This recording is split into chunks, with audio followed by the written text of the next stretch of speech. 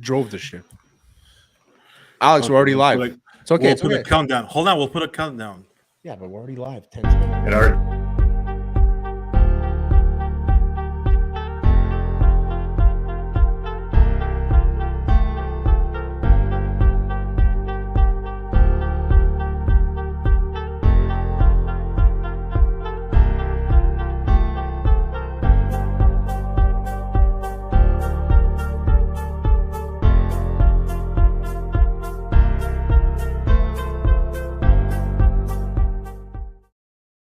Welcome to whatever the fuck we're going to call this. I have no idea, but we're just going to do it. Let's Talk Habs episode. What are we going to call this? Talk Habs. This is just the spur of the moment. We've been trying to get it done for a couple weeks now. Let's Talk Habs. I'm Terry Tam. That's Alex the intern, a.k.a. 93HSS. Confusing name on Twitter, but I appreciate the HSS at the end. A special guest today is Marco D'Amico, beat writer for the Habs from MTL Hockey Now, co-host of the Hockey Flow and Hockey Sonny Mid podcasts. Marco, how's it going, buddy? Thanks for coming on. Oh, it's a pleasure for having me, guys. It's been a pretty wild couple of days. A lot of viewings, a lot of writing, but it's fun to be able to unwind and just chat. What kind of hours are you pulling in? Too many. But you love it, though, right? You see the bags under these eyes? Like, Jesus. I love it. Like I said, if it wasn't fun, I wouldn't do it. But when you start off in the business, a lot of people have to juggle 2, 3, 4 jobs. So that's part of the hustle. That's it, man. And you've been doing it for a long time. I wanted to ask you, though, scrimmages and stats are still up, or you kind of put it aside? I had to put it aside. There's a lot of the prospect stuff, a lot of the draft stuff is simply just transition to Montreal Hockey Now at this point. That's good. Yeah, I mean, it's perfect time with drafts in Montreal. I think it's going to be great. Yeah, for sure. Yeah, so let's dive in right away, man. Let's talk about the season a little bit. Habs season, man, it was depressing. And then with a number 1 overall pick, which, that's the pain you're gonna get. Yeah, pain for Shane. Yeah, that's basically what the motto was. Yeah, I mean, look, I was super happy because I literally started February 22nd. First game was against the Toronto Maple Leafs, and I think they won like 5-2. And from then, it was just exciting hockey. And so, like, I got to witness, and I was lucky enough to witness, like, engaging and fun games, whereas my colleagues on the press gallery were like, yo, dude, like, we were trying to find ways to stay entertained during those, like, 6-1 first period, like, debacles. These guys are playing cards. I mean, it came close to that. I'm telling you, like that, but I won't name names, but, like, some people were, like, hella depressed. And towards the end of the season, when they lost, like, 8 or 9 in a row, you had like shades of that, but like there were still interesting games that they were losing, right? They were still like nail biters to the end. But it was legendary apparently how bad the Canadians were to follow between November and say January, especially when there were no fans in the stands to boot. When they came back from their road trip down south and only journalists were allowed in. Oh my God, you could have heard a pin drop, they said. That's the thing too, is like the second half of the season was so entertaining because it's like, okay, these guys are playing well, they're fun to watch, but like we don't want them to play too well. And like the general consensus across the board was like, don't play too well. We still want to end up in the top 5 at least, right, Alex? Yeah, exactly. And the fucking bottom as possible, man. That's what she wants. Pain for Shane. I like it. Exactly. I mean, yeah, it's definitely about, if with the new system that they have now, finishing in the bottom secures you a top 3 pick. Before it used to be a top 4 pick, but they've since reduced the amount of lotteries from 3 to 2.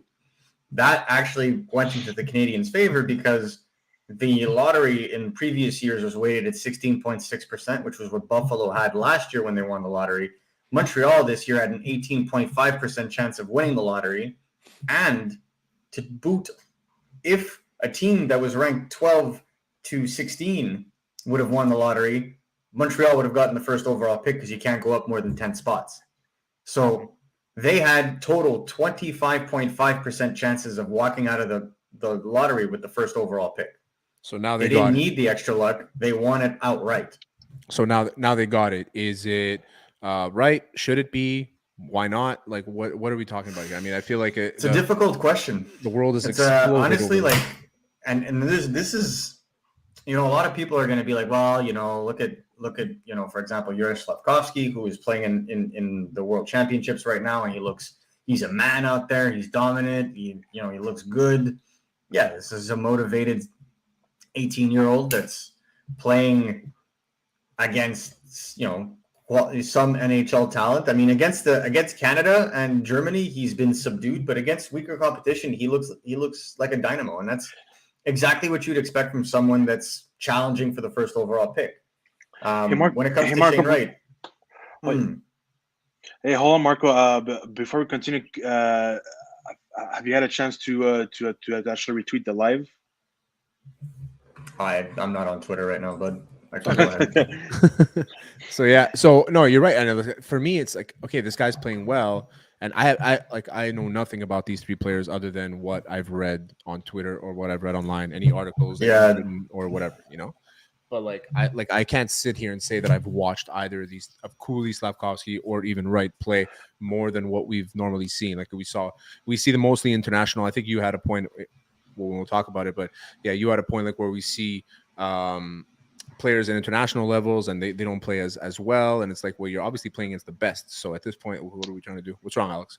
You look nervous.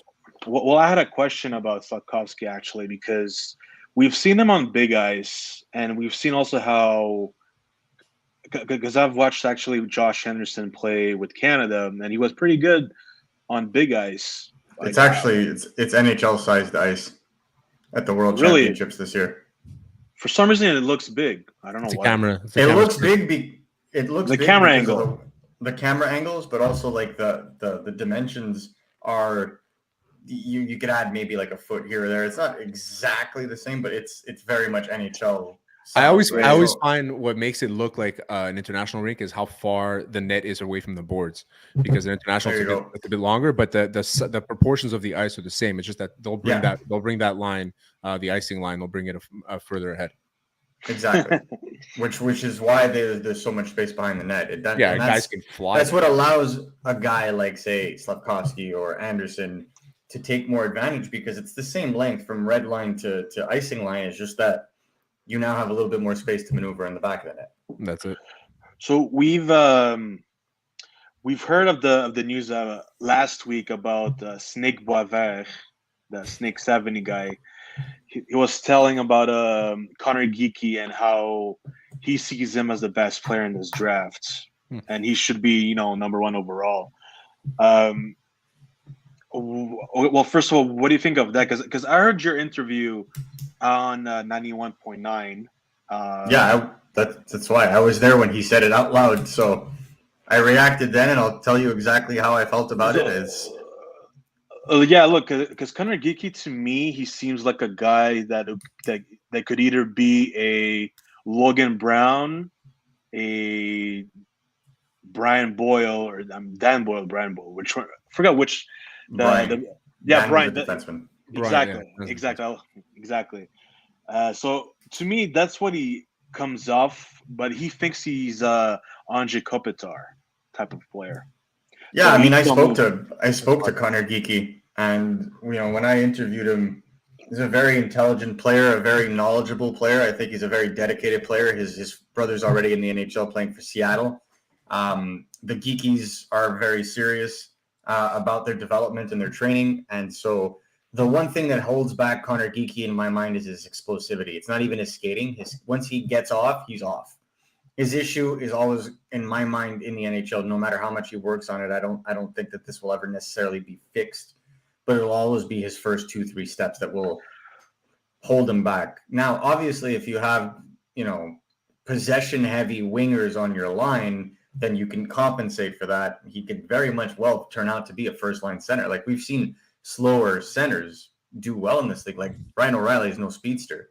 My only problem, like Nick Suzuki, Lady Bing, bro. Lady Bing, the best at it. Nobody does Lady Bing better than Ryan O'Reilly. Yeah, perhaps. But when you look at the way that Connor Geeky's kind of developed as a center, like he will, in my mind, be a top 6 center. I just think that lack of explosivity, that lack of push, especially as the game continues to get faster, might not make it so that he will be the best. But if you remove skating from the equation, he has one of the best, I would say, skill sets in this draft. Well, the Habs have Adam Nicola as their speedy, development guy, who's Yep. pretty good with speed skating and stuff. Could he help Yeah. Connor Geeky? Sure, but I mean, Connor Geeky he's not coming from a raw background, right? He's coming from a family that has produced NHLers before, that has their own rink, that has their own fitness. It's not like you're looking at a guy like, for example, like Joshua Roy, who was playing in the Q, who was a very physically raw prospect. In fact, almost overweight, 18 months ago. That is raw. Whereas Connor Geeky is already a very strong individual, a very physically developed individual. And so when I look at players like him, or I look at players like Juraj Slafkovsky, and you compare them to less developed players like a Logan Cooley or maybe a Frank Nazar, for example, those guys aren't as physically developed as Geeky or Slafkovsky. They're almost at the maximum weight or physical output they could be at to play effectively at the NHL level without hampering their speed any further. So those are the things you have to think about. I can understand why Snake likes Geeky. I like Geeky. I firmly believe that Geeky will be a top 10 pick. The only thing that comes to my mind is, in a game that is consistently getting faster, people that have gone for size and overlooked skating have often gotten burned. And I think that's something that I would caution for, because I think that there are better centers in this draft that are both fast and not smaller to a degree to outpace the potential of a Geeky. Man, I mean, the draft isn't necessarily super stacked this year, obviously, but there's a lot of these players like you guys talking about Connor Geeky. There's a lot of these players that down the line we can see be like, okay, these guys are going to be, top six forwards or top two pairing D. That's why I like if we look at this draft, it kind of compares to, to me, it's 2014, which is who was number one there. Aaron Ekblad, another exceptional status player from. But if you look at that draft, you have Aaron Ekblad, Sam Reinhart, Leon Draisaitl, Sam Bennett, and if you keep going down the list, you have Nikolai Ehlers, William Nylander, Dylan Larkin, David Pasternak, Braden Point. I can keep going. Yeah. But that draft, no one cared about, because they were all looking at 2015. They were all looking at Connor McDavid. They were all looking at Jack Eichel. They were all looking at Mitch Marner. So could it be like that? It's exactly what this draft is. Yeah, it's exactly Aaron Ekblad has had a good career. He's like. But Aaron Ekblad was doubted because they're like, his last year of junior, is this really the next Chris Pronger? Is this really going to be a number one defenseman? Because that's how he was advertised. Yeah, right. Big boy, huge kid, and a lot of people are saying the only reason he got admitted so early for exceptional status was because he was so big. And back then, already Sean Day, who was another exceptional status player, wasn't living up to the hype. So that didn't. He was drafted by the Rangers, but in the third round. Sean Day was Ekblad the last exceptional status player? No, McDavid. McDavid. I completely forgot about right. And Shane Wright. Okay. So we had Ekblad. No, I mean Shane Wright. That's to me. That's and then you have Connor Bedard next year, who was exceptional. And then you also have Michael Misa this year in the OHL. So there's exceptions to certain rules, and I could definitely see it. But for me, when you look at and you compare these drafts, it makes me it's unfortunate, because I think that this draft has a lot of good talent, but the pandemic makes it so that a lot of these players that lost full seasons. There's a reason why there's so many Europeans in the top 20 right now, and there would be more if Vladimir Putin weren't bombing Ukraine. But that's another story. Allegedly. Allegedly. According to him. Allegedly. Let's just quote the man. Yeah. There would be more. And the reason why is because their seasons were not as hampered over the last 2 years as it was in Canada. And that's a huge problem. I talked to so many guys out of the OHL, coaches, players, draft eligible players, some that played as 16-year-olds, some that had played the first time of their lives this year in the OHL, in their draft year. And, listening to the experience of how they lost their season and how that affected them and how they had to shake off the rust and how hours and hours and hours of tape and time, training or on the rink could not have prepared them to take the leap they needed to take. And the OHL, like the Q at least played. The WHL had like a tournament last year, but this was the first real season. And if you look at the start of the season, guys like Matthew Savoy or Connor Geekie started off on fire because they played last year, whereas Shane Wright started off slowly. So I think, it's if the Habs go Shane Wright, does he stay? Does he stay another year? Do you think that he's ready for this year? I mean, if we're comparing him to the Aaron Ekblad draft, not necessarily to Aaron Ekblad, but which means that he might need a year or two to develop. Like, we're not talking about a generational guy. I hate that fucking word, man, because everybody uses it now. Generational talent. Yeah. But like, if we're not talking about a guy who can come in and make a spot, take a spot on the roster, but is he staying in the OHL for another year? Do we send him to Laval? I think Laval would be useless, but you can't. You can't. There you go. So is he staying? Like, what do we do? I think it all depends. I think it all depends on the amount of work he puts in this summer and the camp that he has. The other thing to consider is there's a World Junior Championship that's going to be rescheduled for August, right? He was on that team. Yeah. Assuming the Canadians select him, say everything goes to plan, he's selected first overall, no matter what, Slavkovsky or Cooley were able to do. The Canadians feel like they can work with this guy. They have the tools. They have the development staff. They're going to turn this guy into a star. Yeah. Cool. The first thing you can do is send him to the World Junior Championships. You want to test and see where he's at against the best kids his age. See if he dominates that tournament. If he doesn't, you already kind of have an idea of what's happening. If he does, well, then he's got all the momentum in the world going into training camp, which is going to be literally weeks later. Yeah. And I think those are the things you have to weigh. The other way of looking at this is that maybe the Canadians feel he's got nothing to prove at the junior level and won't want to risk injury because, as we remember, last World Junior Championships, not this year, but last year, right before the season started, Kirby Doc got injured, right? And people were like ridiculing Lafreniere for jumping and deciding not to go to that tournament, despite being the MVP of the tournament before. But he ended up choosing right because, pun intended, he didn't get injured. So now we have Shane Wright in this situation. There's a lot of ways they can go. My honest opinion is this. I don't think Shane Wright was used this season in an optimal way that would produce offensive numbers. The reason for that is in my conversations that I've had and from what I've seen from other interviews as well, in Kingston, Luca Caputi used him very much, former Toronto Maple Leaf, Luca Caputi, used him in a very mentor style role. He played with a lot of younger players, rookies, in fact, this year. And then when he came back from the World Junior Championships and he finally was put with offensive players like Chromiak or Curry, that's when the numbers started. So he went from a 1.2 point per game, second line kind of scenario to a 1.6 point per game, which is basically about 105 to 110 points in a regular season. So, and that's with a year of hockey that was missed that he still got to catch up on, because this is the one thing that I don't think people appreciate enough, is that losing 18 months of development time at that age is ginormous. Yeah. If he's able to catch up and the Canadians are able to work on him and ease him in, I don't think that's a pick that anybody would end up questioning in the long run, even though I believe that Logan Cooley and Juraj Slavkovsky are excellent players. I just feel like a lot of people are down on a player at this point in time because of momentum. Yeah. And the last time there was a player that didn't have strong momentum going into their draft, he ended up becoming a number one defenseman.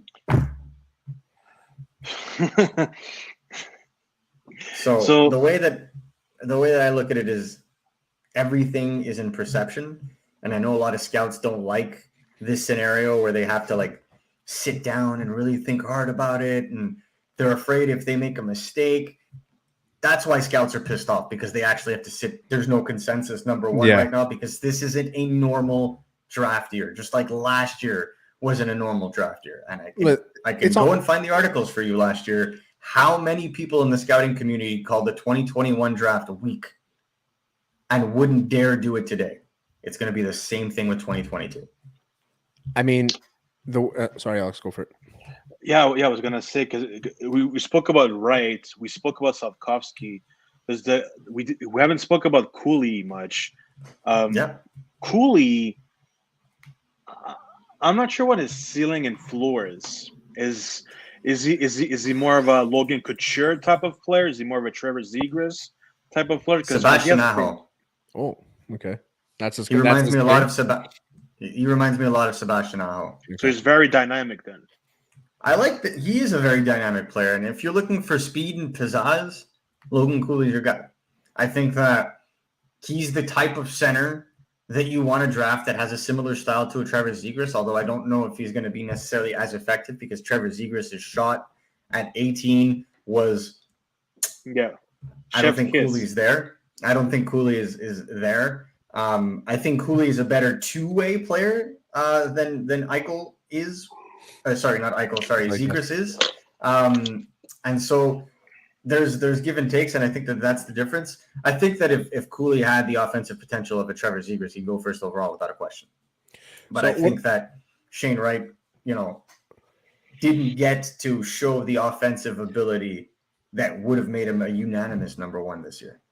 Realistically, I think that Shane Wright comes on. He'll play early on, and maybe they'll send him back. I don't know. I don't really know. I don't think so. I think he's going to get his 9 games, and we'll see.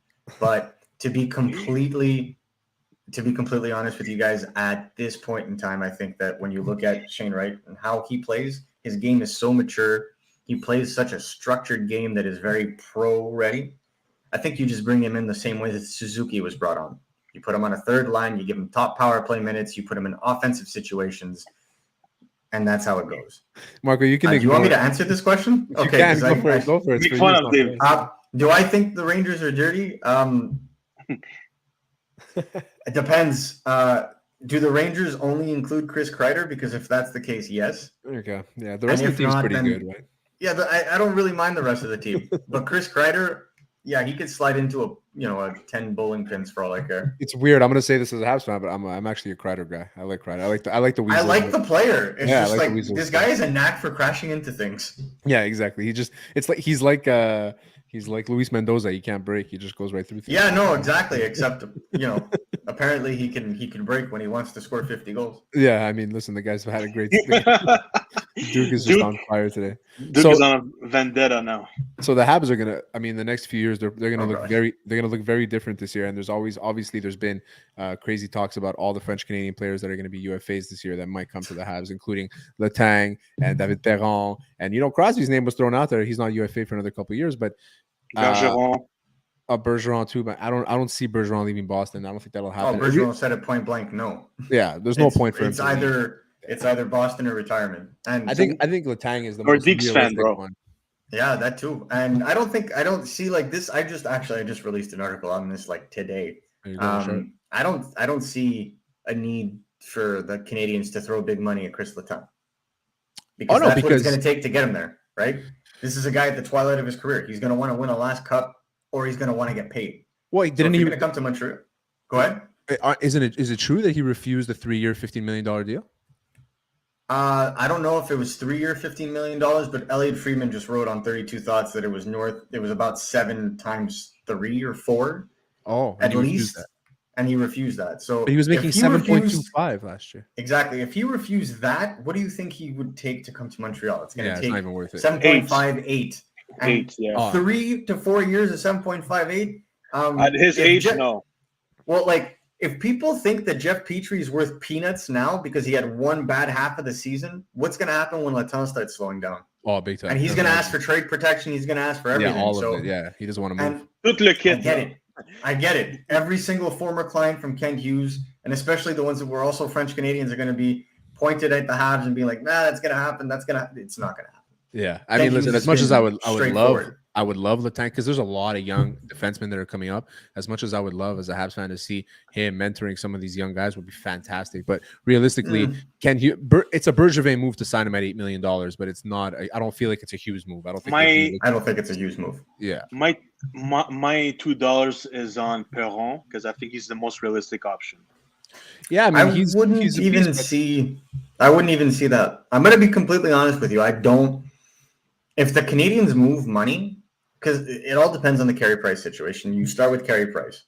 Jeff Petrie, I think, is 99.99999% gone, in my opinion, based on the way his body language and what's been kind of said. I mean, Jesus. Like, if Kent Hughes wasn't going to move Jeff Petrie, he wouldn't mention him 60 times Yeah. in an interview. Like, Kent Hughes actively brings up the fact that he might trade Jeff Petrie and has done so since taking over. I love the At transparency. least 3 to 4 times per interview. So, like, clearly, if Jeff Petrie comes back to him and says, yeah, no, we'd like a trade, he's gone. And I think that's going to happen. Now, you have Jeff Petrie. Shea Weber's contract is gonzo. I don't think that's sticking around either. And I think the team, Arizona, right? Contract. Yeah. I think they need a contract like that because – and the reason why it didn't happen was because of insurance, right? When you go on LTIR, there are insurable contracts. And if a contract is insurable, the team that has the contract doesn't have to pay a dime. Whereas if it's not insured, you still have to pay despite them not being there. So there's fiscal aspects of it. If he is 100% insured and it's $7.8 million on your cap space, well then, Arizona doesn't need to spend to the floor. Like they don't need to spend $62 million in actual dollars. They could spend $7.8 million less while it still counts. Because if you're not up against the salary cap, LTIR does not work. LTIR only gives you relief when you're at the cap. At the salary cap, yeah. At the floor. So you brought up an interesting name, Carey Price. And listen, Carey Price has been the franchise player for the Habs for a while. His injuries, he kinda, I'd say, hinted retirement. Yeah, I would say. Kinda. My jaw hit the floor in that room. I'm not gonna lie to you. Allegedly, I don't know if that's what. Oh no, we were there. He literally said he played that last game of the season like it was his last. And Carey Price was supposed to come and speak the day before, after that game. He was supposed to come and speak to the media. Like media members asked to have him come out that night instead of the end of season presser the next day. And they initially agreed, but then it was such a big moment for the Carey Price family and the players that they just said, nah, they're too busy having fun. He'll come out next game, or he'll come out tomorrow at the exit meetings. And when he came out, he was candid about it. He's like, I prepared and played like it was my last. And if it is, then so be it. But if not, he's going to try and do everything he can to get healthy. And I mean, before we let you go, we'll end on this. Is there a possibility that Carey Price plays for somebody else? No, I think this is a Bergeron situation. If he is not fit to play, then he won't play. And to answer this question, I think Malkin is staying. Yeah. I don't think Latant is. I don't think Rust is. I think Malkin's going to Boston, actually. If Bergeron Malkin? No. Malkin's I don't to think Boston. So.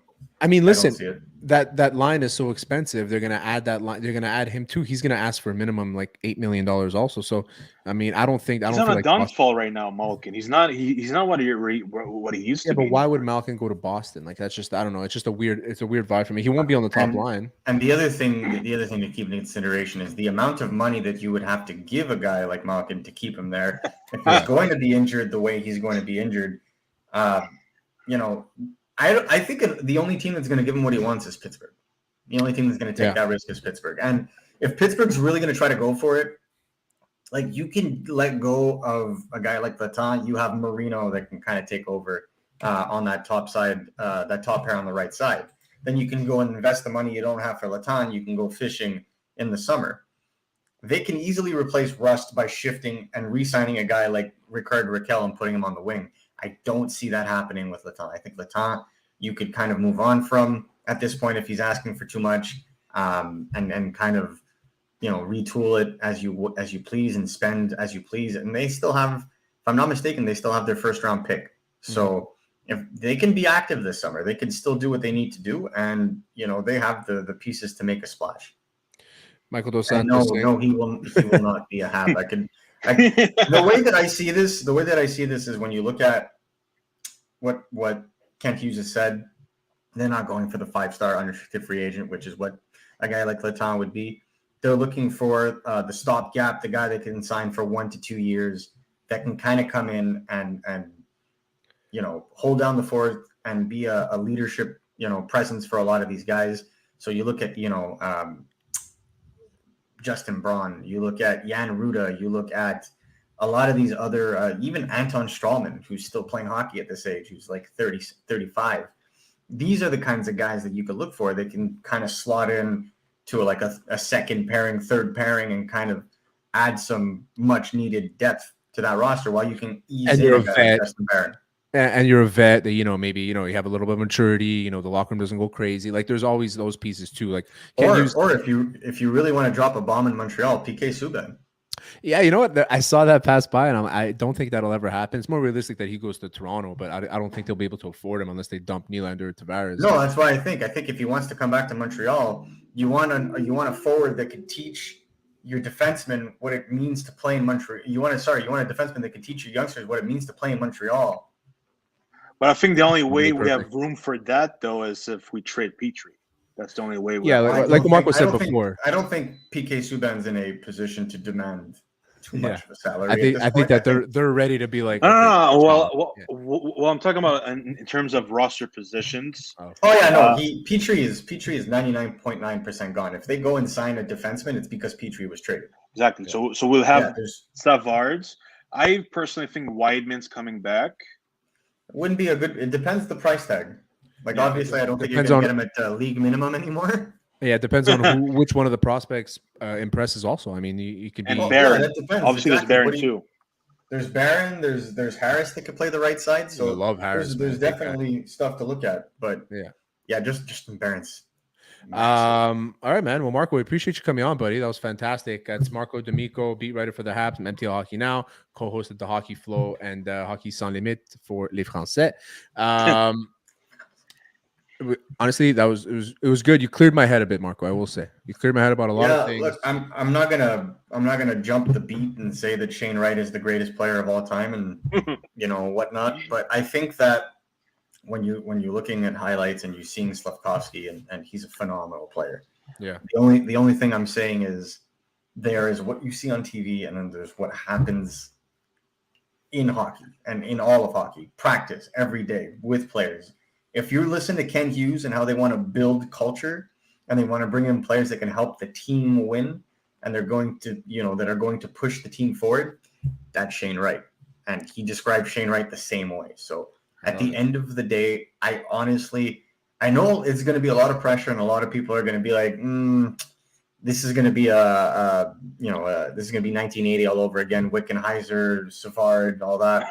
I really don't think so. Yeah. I think that Shane Wright, if given the time to develop, and I think the Montreal Canadiens will do that, it's up to the fans after that to follow suit. But I think a lot of the fan base has really matured to the idea of a nice rebuild, and I'm very proud of them for that because it shows kind of an acceptance of what the salary cap era is. Well, fans are also tired of just seeing like a mediocre roster do well in the playoffs. Exactly. Right. So if you can get yourself a Shane Wright, and even if you don't win the lottery next year, if you can even get an Adam Fantilli or a Zach Benson or any of those guys, you're set. You're flying. So it's about building a team, and I think that starts with your center line, and I think that from there you can build it out. But to me, having Shane Wright and Nick Suzuki 1-2 for the next 10 years, I think you're set. Yeah. So we're going from the Price is Right to the Price is Right again, right? There you go. I have said this time and time again. I know that Bob Barker is 98 years old, but if the Ottawa Senators can get the late Alex Trebek to announce Tim Stützle, I want Bob Barker to announce Wright to the Canadiens alongside Carey Price. That would be next level. We just need and then as he's coming down from the stands, you just play the Price is Right theme as he's coming down. do Plinko, just put his name in. Whoever team it lands on, that's where he goes. The Canadiens trade the first overall pick to via Plinko. No, via Plinko. No, just the way that I think there's a lot that can be done here, and I think it's going to be a party in Montreal when they select a kid like him. The only thing I'm going to tell everybody once again as we close out this show, if he is selected, just give him a chance. Give him a chance. You heard it here first from Marco D'Amico. I think that everybody is excited to see who the Habs will take. I don't think anybody's going to be upset either way.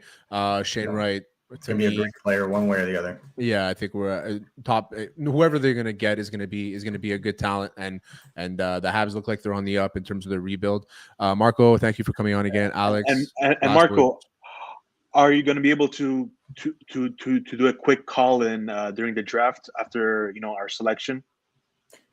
So A quick from one. my memory serves, the amount of people that are going to be in the Bell Center at that time might make it so that connections might be difficult. I might even be there. Yeah. I So might just even find me and take a camera shot. I might even be there. So we'll see. Maybe we'll see each other, Marco. We'll figure it out that day. Take a picture of you take a picture of the draft paper. Sure, I'll take a picture of me with the draft paper. Like the Dallas Cowboys leaked. No, like Louis LeBlanc. Yeah. Oh, the list? I'm not a spy. Yeah, the list. I was there when LeBlanc got KGB spy. Yeah. Should be good, guys. Should be good. So that was, I guess, the first edition of Let's Talk Habs. My name is Terry Tam. That's Alex the Intern, aka 93 HSS. Marco D'Amico. It's MN D'Amico on Twitter. Follow him there. One of the best Twitter followers you can find if you're a Habs fan, if you're a hockey fan. Also, go read his stuff on MTL Hockey Now.com. Marco, again, thanks for coming on. Thanks for coming on, everybody. Peace. Peace.